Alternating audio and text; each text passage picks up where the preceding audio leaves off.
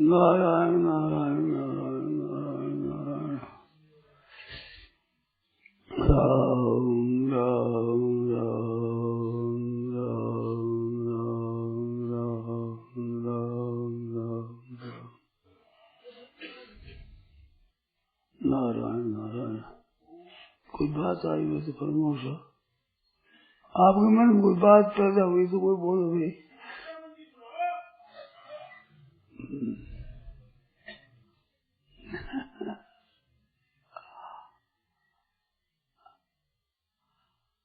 हम ऐसा सम्यक आत्मोपम्येन सर्वत्र समम पश्यति अर्जुन सुखम वा दुखम सहयोगी परमो मत। योगियों में श्रेष्ठ परम योगी कौन है?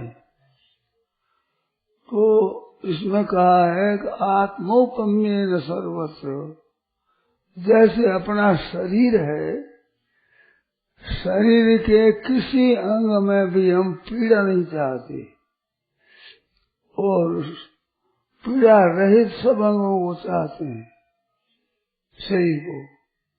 ऐसे किसी के अंग में, किसी के शरीर में कोई पीड़ा न हो और सभी पीड़ा रहित हो।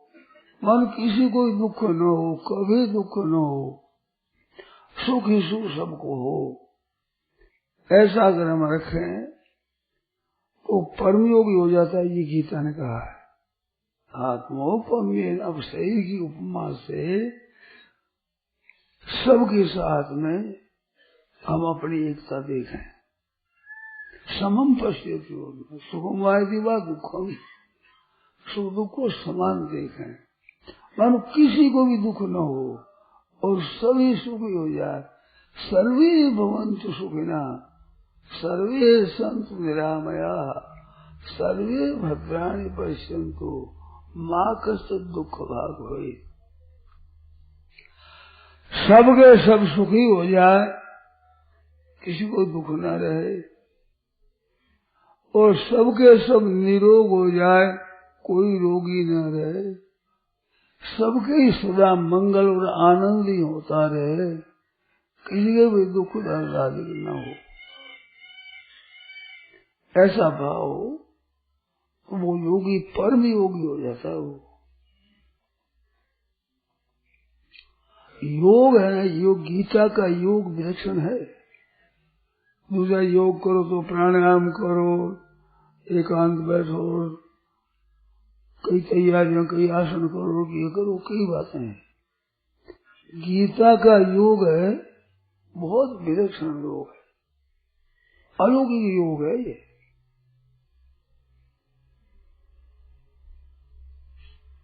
योग पर विचार हुआ तो हमने विचार किया है और गीता दर्पण में लिखा भी है। व्याकरण की दृष्टि से 3 योग है, 3 अर्थ है योग का। युज समाधो धातु है, युजर योगे धातु है और युज संयमन है। योग शब्द बनता है उससे। तो परमात्मा के साथ संबंध हो जाए वो योग है। ये गीता का मुख्य योग। समत्वम योग उच्यते दुख संयोग वियोगम योग संगीतम। गीता ने इसको योग कहा, परमात्मा के साथ संबंध। और मन को एकाग्रता समाधि लगाना, इसको भी योग कहा है। ये भी 6वें अध्याय में आया है। और युज संयम ने का भी 11वें 10वें 11वें आया है। तो मुख्य योग गीता का है कि परमात्मा के साथ संबंध हो हमारा। हमने संबंध जो संसार के साथ जोड़ रखा है, ये योग नहीं है, ये भोग है। और भोग का परिणाम रोग और दुख होता है। भोग ये है, दुख होगा, रोग होगा, आफत होगी, ये आवेगा। इनका अंतिम नतीजा ये होगा भोग का। तो दो के मिलने से योग में भोग होता है। और योग क्या होता है कि जो वास्तविक मिलन है, वास्तविक जिसके साथ हमें एकता है, उसके साथ एक होने से योग होता है। तो हम दूसरे को सुख देने के लिए ही, केवल सुख देने के लिए ही संबंध जोड़े, उसे कुछ लेने के लिए संबंध नहीं जोड़ेंगे। कोई सुख लेना है, एक लाभ लेना है, एक सहायता लेना है, ऐसे नहीं। केवल उनको सुख पहुंचे, उनका कल्याण हो, लोक और परलोक में कोई उन्नत हो जाए, सुखी हो जाए, उनका दुख मिट जाए, इस बात को ही लेकर हम संबंध जोड़ें और शक्ति के अनुसार हम दोनों का भला करें। तो ये जो संपूर्ण सुखी हो जाए, सब निरोग हो जाए, किसी को दुख न हो, ऐसा हम कर सकते हैं क्या? ये ताकत नहीं है। हम सुखी बना दें सबको, ये हमारे सामर्थ्य से बाहर की बात है। सब दुनिया मिल करके एक आदमी को भी सुखी बना दें, हाथ की बात नहीं है। परंतु भाव हम कर सकते हैं कि सब सुखी हो, सब आराम से रहे, सबके आनंद हो, किसी को कभी दुख न हो, ऐसा भाव। तो भाव हम कर सकते हैं। ऐसा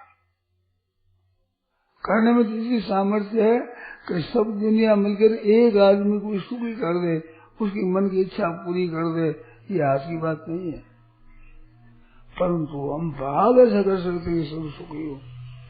और भाव होता है वो क्या चीज है, ये बताओ मार्मिक बात।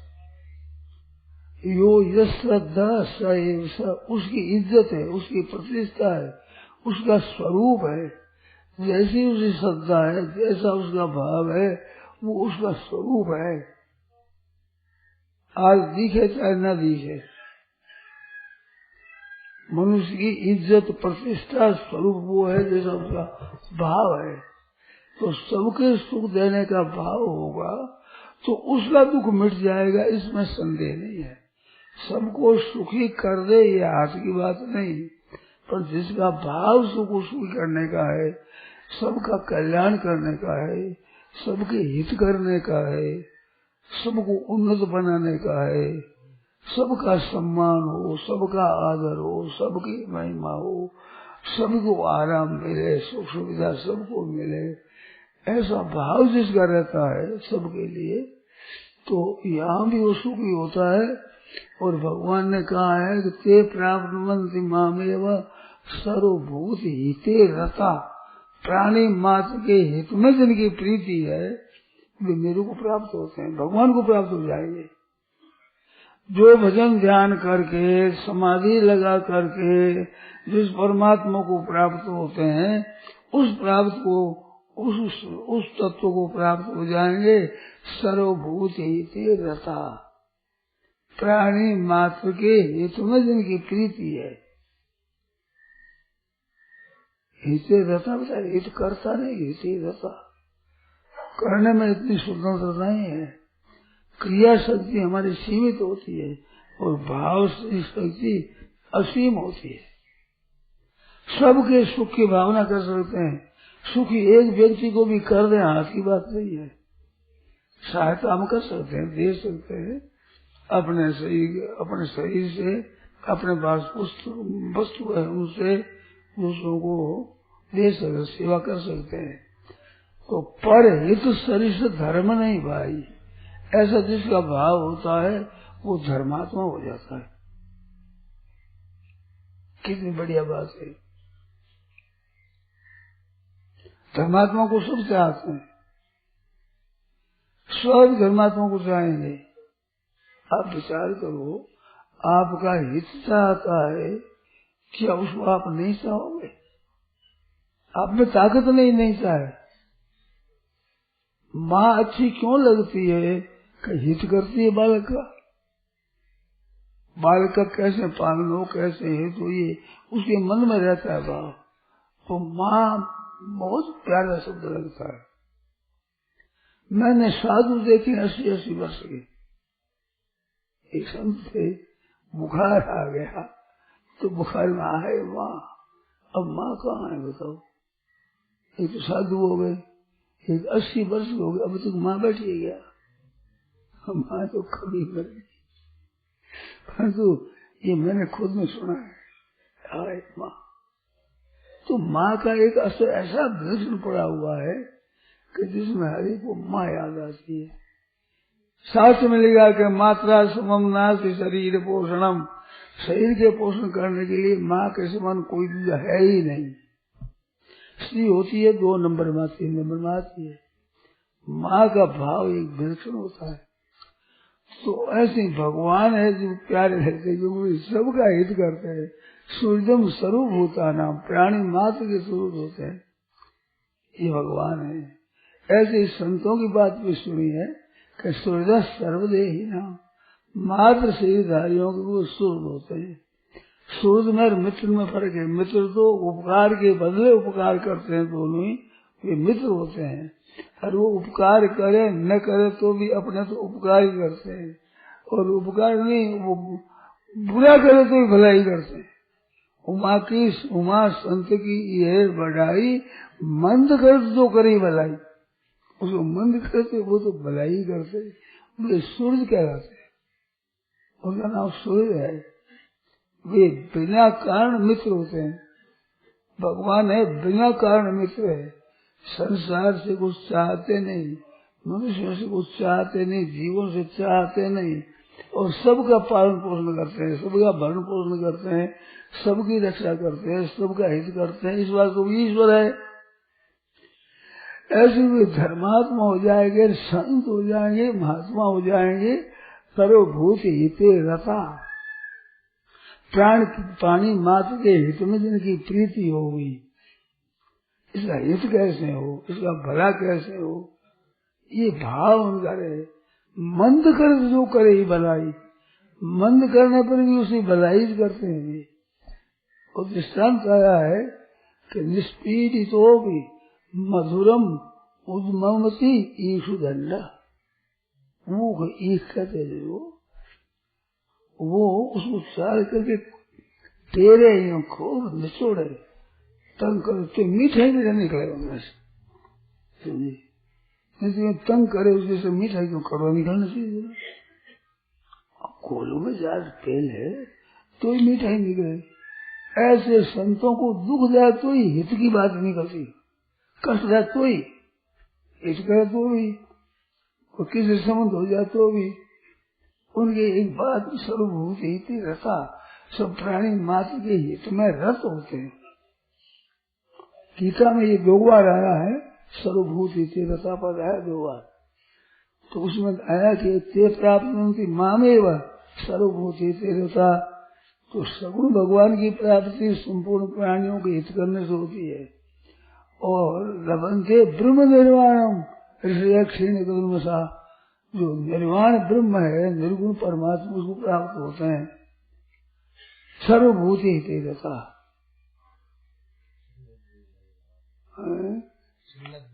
हाँ, सिंह सर्वभूत हित रहता।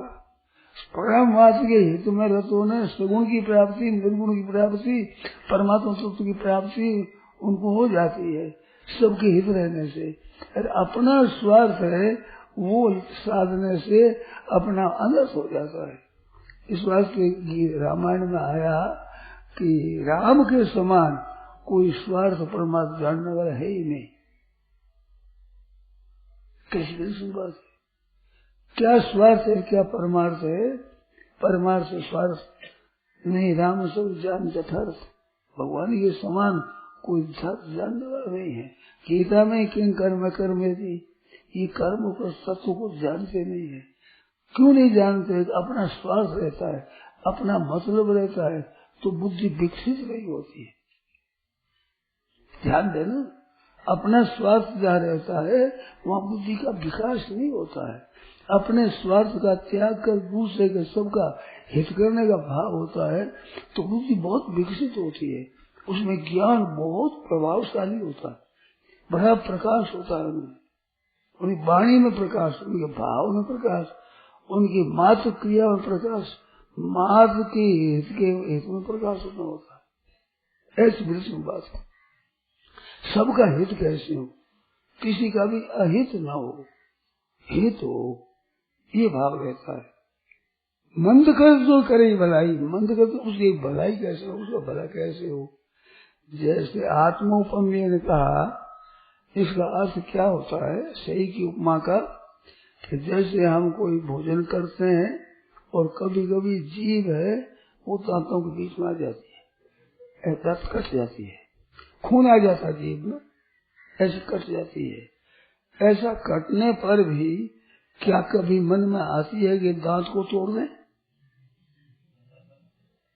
दांतों ने जीभ को काट दिया, उस दांतों को तोड़ने की मन में आती है? आती नहीं। क्यों नहीं आती?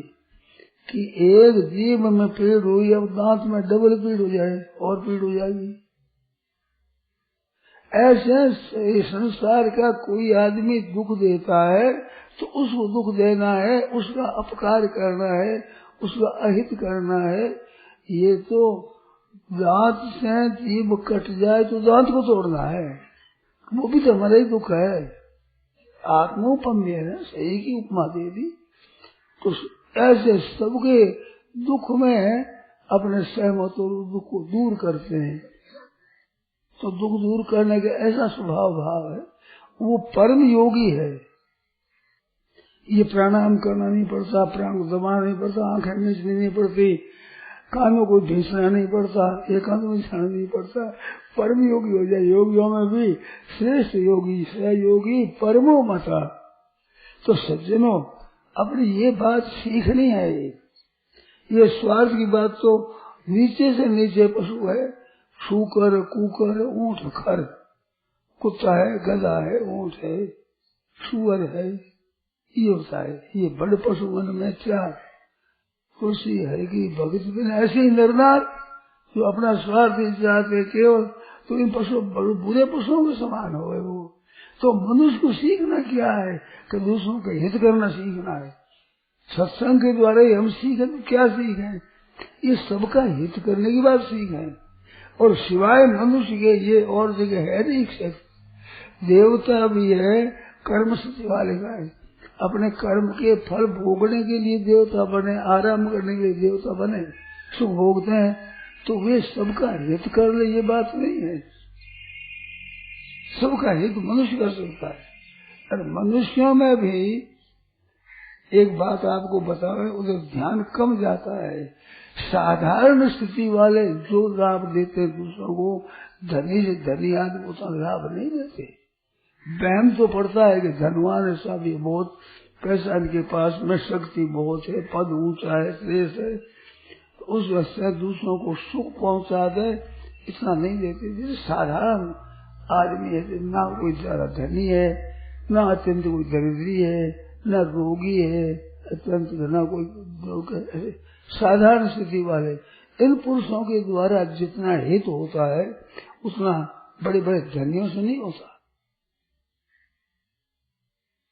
आप विचार करोगे कैसी बात है? अरे धनवान 1000 रुपया लगा, लाख रुपया लगा दे दोनों के हित के लिए, गरीब कहाँ से लगा देगा? तो ये रुपयों से हित तोला नहीं जाता है। ज्यादा रुपये खर्च करे वो बड़ा भाई धर्मात्मा हो गया, ज्ञानी हो गया, ज्यादा रुपयों की बात नहीं है। अगर ऐसी बात हो तो धर्म तो दुनिया का ले जाएंगे धनवान, निर्धन तो गरीब जैसे ही रह जाएंगे, उतना धन कर ही सकेंगे। तो उनका दान पुण्य करना धनियों से कम नहीं होता है, उनकी थोड़ी सी चीज का भी एक बड़ा भारी महत्व होता है। एक हमने संत की बात सुनी, याद आदि कह देता हूँ। एक खूमसा बेचने वाला आदमी था, खूमसा गांव में रहता था शहर के पास में। तो आलू की और चनों की चीजें बहुत बनती है, कई तरह की चीजें बनती है, उबाल ले, नमक लगा ले, चीजें बना ले, ऐसी बनाकर बिक्री किया करता था और सत्संग में जाया करता। तो संत कहते भी दूसरों का हित करो तुम्हें शांति मिलेगी, नाम जप करो, कीर्तन सत्संग करो, ये तो लाभदायक है, परंतु विशेष शांति मिलेगी सेवा करो। तो वो सेवा करता था। एक दिन की बात है, दिन में भोजन आदि करके खूब सवेरे आ रहा था, एक बहुत बूढ़ा आदमी वो सिर पर लकड़ियों का बोझा लेकर जा रहा था, आगे दिख रहा, तो आगे छाया में जाते ही वो गिर पड़ा, लकड़ी गिर गई, वो भी गिर गया। तो घूम से बाद दौड़ कर गया, देखा तो पड़ा है वो, तो उनके पास थोड़ा ठंडा जल था, उसने पानी छिड़का थोड़ा कर में, वो पानी छिड़कने से वो चेत हुआ। मैं देख रहा क्या बड़ी बड़ी शांति मिली, प्यासे मर रहा था और थका हुआ, और बूढ़ा आदमी सिर पर बोझ, खाम तप रहा तेजी, मूर्छित हो गया। उसको जल पिलाया, फिर जल पी लो, ऐसे पाया, फिर वो चना आलू बढ़िया मसाला वाला वो दिया, वो खा लिया, खा के प्यास है, फिर जल पिला दिया। अब बोलो, अब मेरा ये भार बोझा है मेरे सिर पर रख दो, मैं जाऊंगा। वो लकड़ियां बेच करके उससे अपनी जीविका करता था, उनके पास था नहीं। तो ऐसा हुआ, तो वो उस दिन वो खोमसे वाला गया, जो सत्संग में गया, जो वहां बैठा, जो वो बड़ी भारी शांति में रही। महाराज से पूछा कि महाराज आज तो बहुत विलक्षणता सा आई है तुम्हें, कोई उपकार किया? वो उपकार नहीं, तो उसने नहीं किया। उसके मन में दान पुण्य की ही नहीं, मैं दान किया है, पुण्य किया है, उपकार किया है। वो तो भाई बेचारा बूढ़ा है, गिर गया तो देव उसको दे दिया। मनुष्यता के नाते कोई दान पुण्य सब नहीं किया, पर शांति मिली तो क्या कारण है? महाराज ने पूछा कि उसी का कारण है, ऐसे एक गरीब की सेवा बनी, इससे बना है। तो भजन ध्यान जब से इतना जल्दी लाभ नहीं होता जितना जब इस बात कह रहे सरबल की खेती बेलापुर का दान, ऐसे बेलापुर में भी दिया जाता है, उसका एक विलक्षण असर पड़ता है। तो ये कब होता है? सर्वभूति हिते रहता, हृदय में सबका हित करना है, सबको सुख पहुंचाना है, ये भाव होने से ऐसा पुण्य कभी न कभी ऐसा विलक्षण बन जाता है जो उम्र भर के भजन ध्यान से नहीं हो, उससे हो जाता है। इस वास्ते मनुष्य के लिए ये बात सीख रही है, और ये मनुष्य ही कर सकता है, और देवताओं में नहीं, पशु पक्षियों में नहीं, और में शक्ति नहीं है। ये भगवान के भक्त हेतु रहित जग जुग उपकारी, तुम तुम्हारे सेवक, एक भगवान और एक भगवान के भक्त, ये दो में ताकत है, ये बिना स्वार्थ हित करने की। तो ये मनुष्य मात्र में हित करने की ताकत है, ये अपने को सीखना है।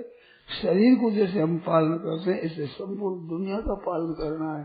तो शरीर की